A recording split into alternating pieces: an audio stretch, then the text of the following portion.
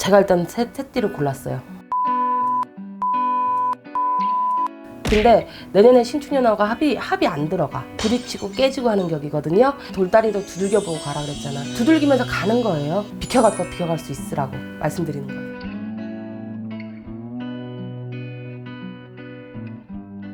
선생님, 네. 요번에는 이제 지난 편과 반대로 2021년에 정말 조심해야 되는 띠나이가 있을까요? 네, 있죠. 제가 일단 새띠를 골랐어요. 말띠, 양띠, 용띠. 말띠 같은 경우에는 소하고 같은 초식동물이에요. 양띠도 초식동물이야.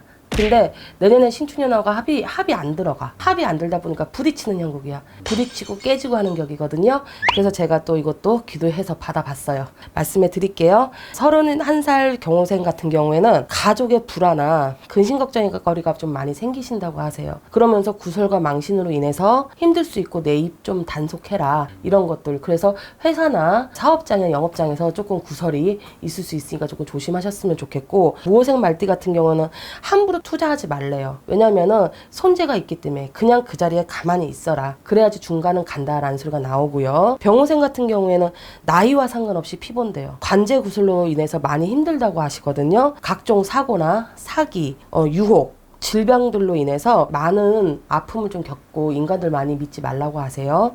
그리고 갑오생 같은 경우에는 모든 사람들이 순간을 기다리셔야 된다고 하세요. 현재 상태를 잘 보살피고 손실이 발생되지 않도록 꼭 주의를 잘 보라고 하시거든요. 누군가 나의 뒤통수도 칠 수 있다라는 게 보여지고, 이모생 같은 경우에는 올해 이제 주당이라는 게 조금 들어오다 보니까 상갓집이나 애기 돌잔치 혹은 결혼식 같은 거 조금 금물 하셨으면 좋겠고, 상문부적이나 피부정 혹은 음식 주당 등으로 내가 몸으로 조금 친다고 하세요. 그거를 조금 알고 계셨으면 좋겠고, 양띠로 넘어가 볼게요. 양띠 같은 경우에는 신미생 같은 경우에는 갑자기 들어오는 해고통고라든가 혹은 이별수 등을 조심하래요. 옆에 사람들과 이별수가 있으니 조금 조심을 해야 될 것 같고, 그리고 또 내가 좀 잘해야 될 것 같아. 옆에 사람들한테 아무리 내가 잘 나간다고 잘난 척하지 말란 소리인 것 같거든요.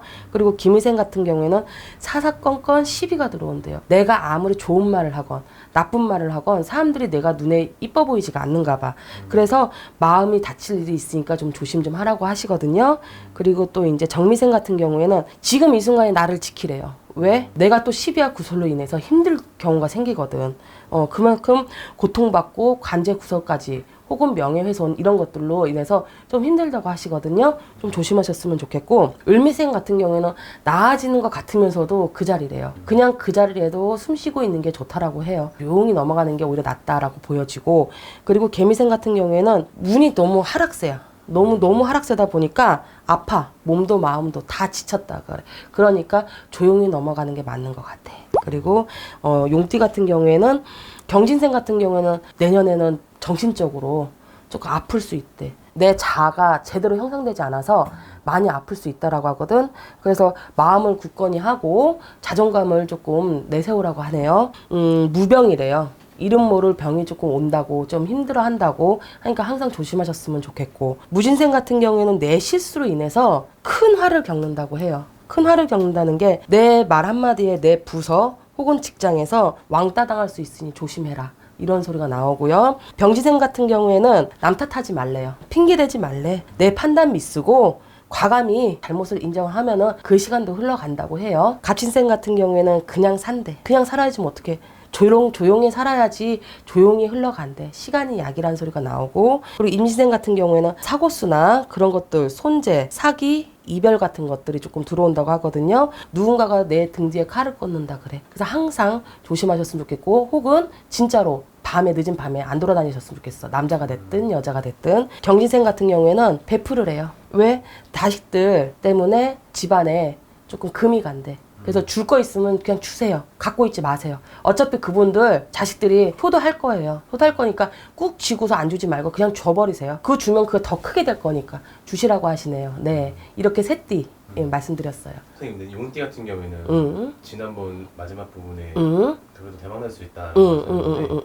대박날 수 있는 기회도 있지만 반대로 정말 조심해야 되는 띠다라고. 네네. 병신의 용띠를 조금 제일 거기는 호불호가 되게 갈 것 같아. 뭐 아니면 도. 잘 된 사람들은 아예 잘 되고 안 될 사람들은 아예 안 되는 거. 그렇게 보여져요. 이분들이 그래도 남은 하반기에 좀 준비 좀 잘하고 하면은 그래도 괜찮지 않을까요? 그렇죠. 내가 저번에 뭐라 그랬어. 신축년에는 돌다리도 두들겨보고 가라 그랬잖아. 두들기면서 가는 거예요. 내가 안 된다고 해서 다 안 되는 거 아니잖아. 그만큼 내가 조심하고 비켜갈 거 비켜갈 수 있으라고 말씀드리는 거예요. 네.